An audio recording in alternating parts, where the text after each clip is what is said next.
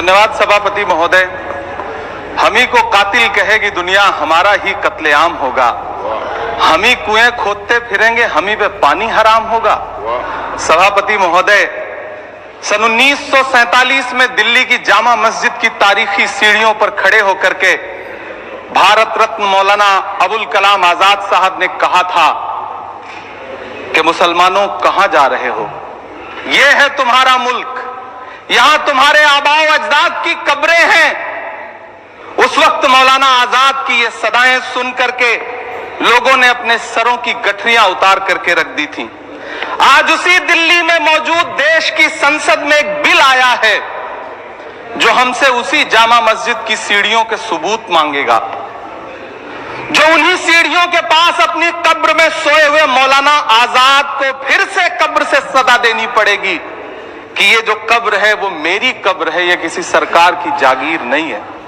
सभापति महोदय, मैं जहां खड़ा हूं इसी संसद भवन के सामने सड़क के उस पार अपनी कब्र में सोए हुए भारत के पूर्व राष्ट्रपति फखरुद्दीन अली अहमद की कब्र है। शायद अब उस कब्र से भी सदाएं आए कि ये कब्र मेरी कब्र है, ये सरकार की जागीर नहीं है। सभापति महोदय, मैं वक्फ कानूनों में किए जा रहे संविधान विरोधी बदलावों के खिलाफ बोलने के लिए खड़ा हुआ हूं। संविधान का आर्टिकल 14 हो, 29 हो, 30 हो, चीख चीख कर कहता है कि देश में सब बराबर के हकदार। आर्टिकल 26 कहता है कि सबको अपने अपने मजहबी कामों के लिए मंदिर, मस्जिद, गिरजाघर, गुरुद्वारों का निर्माण करने का हक है और उसका रखरखाव का भी हक है। लेकिन डॉक्टर बाबा साहब अंबेडकर के संविधान को हर दिन कुचलने वाली ये सरकार देश के मुसलमानों से नफरत में इतनी अंधी हो गई है कि खुलेआम देश की संसद में देश सरकार के माइनॉरिटी मिनिस्टर साहब और होम मिनिस्टर साहब झूठ बोलते हैं और देश को गुमराह करते हैं, झूठ शब्द असत्य बोलते हैं। सरकार ने इस बिल का नाम उम्मीद रखा है। मंत्री जी कल से इसे देश के मुसलमानों के लिए नई उम्मीद बता रहे हैं। नहीं मंत्री जी, न तो ये बिल मुसलमानों के लिए नई उम्मीद है और न ही उम्मीद की नई किरण। सभापति महोदय, भाजपा ने पूरे देश में वक्फ के नाम पर कई सारे झूठ फैलाए हैं। आइए आज उनकी सच्चाई पर बात करते हैं। वक्फ ट्रिब्यूनल को ऐसे बताया जाता है जैसे वक्फ ट्रिब्यूनल कोई मजहबी खाप पंचायत हो। सभापति महोदय, जबकि सच्चाई यह है कि वक्फ ट्रिब्यूनल भी तो सरकारी न्यायिक विभाग है जिसमें सरकार द्वारा नियुक्त जज होते हैं, जिसमें प्रशासनिक अधिकारी होते हैं, कहीं ऊपर से थोड़ी आ गए।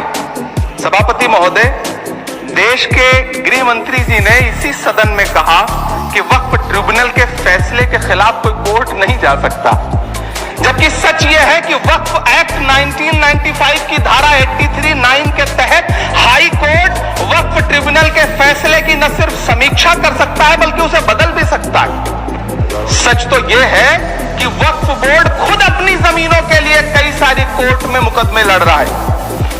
सभापति महोदय, दिल्ली की जिन 123 संपत्तियों को लेकर कल माइनॉरिटी मिनिस्टर, होम मिनिस्टर साहब और अभी आदरणीय नेता सदन बात कर रहे थे, आइए उनकी सच्चाइयों पे भी बात करते हैं। 1911 में जब अंग्रेजी हुकूमत ने कोलकाता के बजाय दिल्ली को राजधानी बनाने का फैसला किया तो रायसीना हिल्स के चारों तरफ जो मुसलमानों की ढेर सारी जमीनें थी उनको एक्वायर किया गया और लुटियन को इसकी तामीर की जिम्मेदारी सौंपी गई।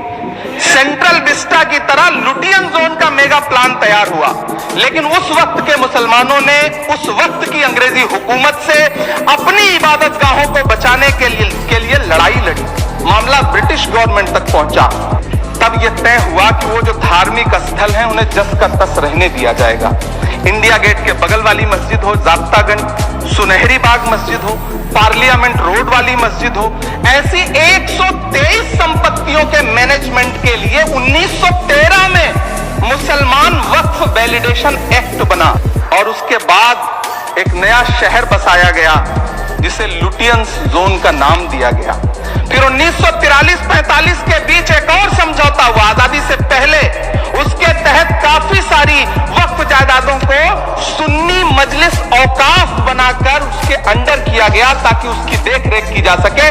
गृह मंत्री जी 2 दिन से सदन में जो बात कह रहे हैं वो दरअसल 123 संपत्तियां उसी सुन्नी मजलिस औकाफ के तहत आती है। सभापति महोदय, आजाद भारत आजाद हुआ, वक्फ एक्ट लागू हुआ, जिसकी धारा 9 के तहत 1964 में केंद्रीय वक्फ काउंसिल का गठन हुआ।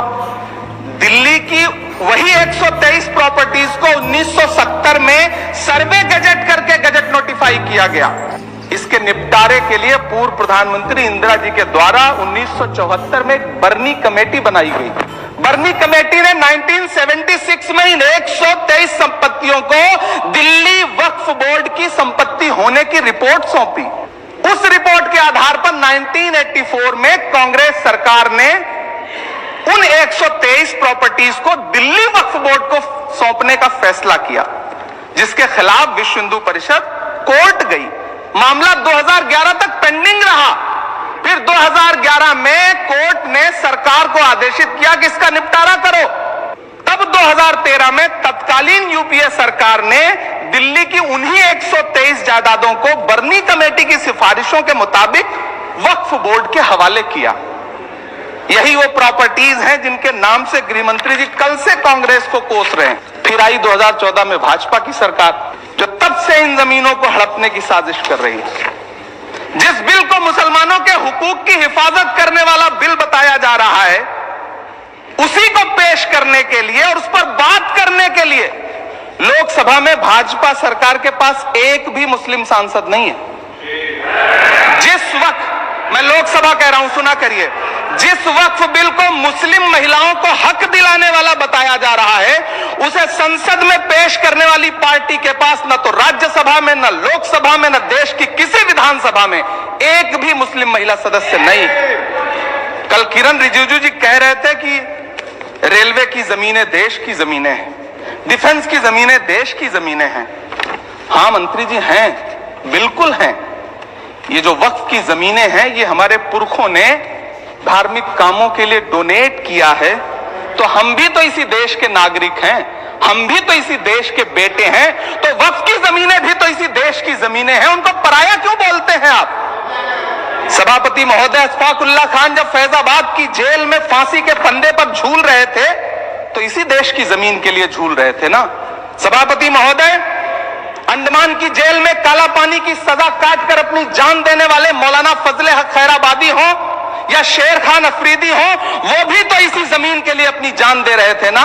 सभापति महोदय, पाकिस्तान के खिलाफ लड़ते हुए अपनी जान देने वाले महावीर चक्र विजेता ब्रिगेडियर उस्मान हो या पाकिस्तान के पैटर्न टैंक उड़ाने वाला परमवीर चक्र विजेता वीर अब्दुल हमीद हो, वो भी तो इसी जमीन के लिए अपनी जान दे रहा था ना।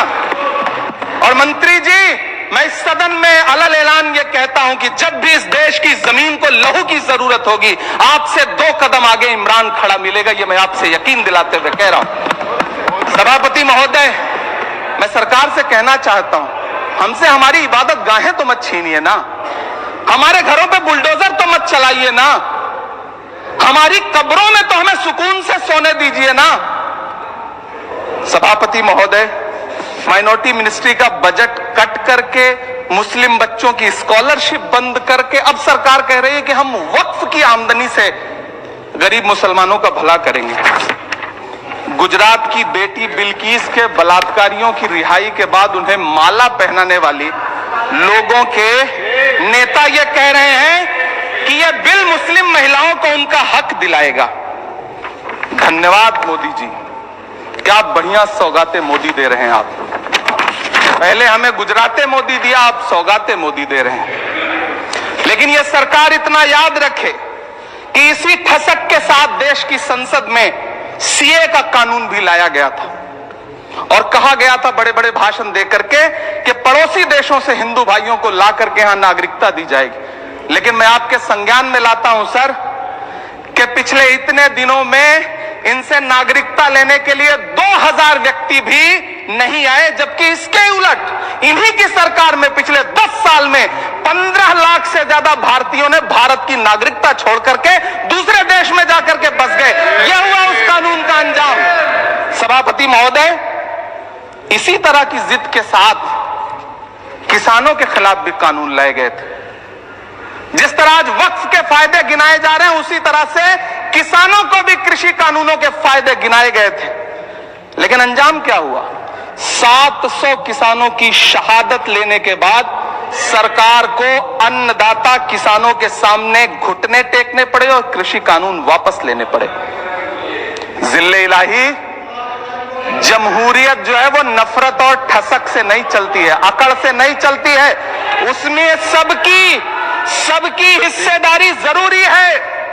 कल देश के माइनॉरिटी मिनिस्टर ने लोकसभा में खड़े होकर एक शेर सुनाया था कि मुझसे कोई बदगुमान न हो, तो मैं उन्हें एक शेर सुनाना चाहता हूं कि मैं आज जद पे हूं तो इतना खुशगुमान न हो, मैं आज जद पे हूं तो इतना खुशगुमान न हो, चराग सबके बुझेंगे हवा किसी की नहीं। नीतीश कुमार जी हो, चंद्रबाबू नायडू जी हो, चिराग पासवान जी हो, जयंत चौधरी जी हो, देवे गौड़ा जी हो, जीतन राम मांझी जी हो, सबको समझना पड़ेगा कि जब जंगल में आग लगती है तो न वो बरगद बचते हैं जो हवा को आंधी में तब्दील करते हैं, न वो बांस बचते हैं जो आपसी रगड़ से चिंगारी पैदा करते हैं। सभापति महोदय, जब देश को मनमोहन सिंह साहब जैसा काबिल प्रधानमंत्री मिलता है तो देश को आरटीआई जैसा एक्ट मिलता है, सेज जैसा एक्ट मिलता है, मनरेगा जैसा एक्ट मिलता है, लिबरलाइजेशन मिलता है, राइट टू एजुकेशन मिलता है, नेशनल फूड सिक्योरिटी एक्ट मिलता है। लेकिन जब देश को सौगातें मोदी मिलती है तो क्या मिलता है? सीए मिलता है, फॉर्म्स लॉ मिलता है, आर्टिकल 370 मिलता है, इलेक्टोरल बॉन्ड जैसा एक्ट मिलता है और वक्फ अमेंडमेंट एक्ट जैसे बिल देश को मिलते हैं। मुझे तो अपने हमवतन भाइयों से पूछना है कि आपको अपने बच्चों की तरक्की, खुशहाली और नौकरी की दरकार है या फिर मुसलमानों की दान की गई जमीनों को लूटकर धन्ना सेठों को देने की साजिश करने वाले कानून की? सभापति महोदय, यह सरकार रात के 3 बजे तक पूरे देश को जगा करके संसद में अपने ही नागरिकों को नीचा दिखाने के लिए वक्फ बिल ला रही थी, तो उधर रात के 1:30 बजे अमेरिका हम पर 26% टैरिफ लगा रहा था। सरकार की प्राथमिकताएं देश को पता। सभापति महोदय, मैं बहुत भावुक हूं आज, और मुझे अच्छा लगा कि आदरणीय नेता सदन जगत प्रकाश नड्डा जी ने बहुत अच्छी बातें भी की, मन से बातें की। क्योंकि उनके नाम में प्रकाश जुड़ा है तो मैं उनमें हमेशा एक रोशनी की किरण देखता हूं। मैं उनके सामने बहुत अदब से यह बात कहना चाहता हूं कि चिरागों के सफर में दबदबा हो आंधियों का तो फिर अंजाम जुल्मत के सिवा कुछ भी नहीं होगा। यह दुनिया नफरतों के आखिरी स्टेज पर है, इलाज इसका मोहब्बत के सिवा कुछ भी नहीं होगा। मैं भावुक हूं, मेरी पलकें गीली हैं।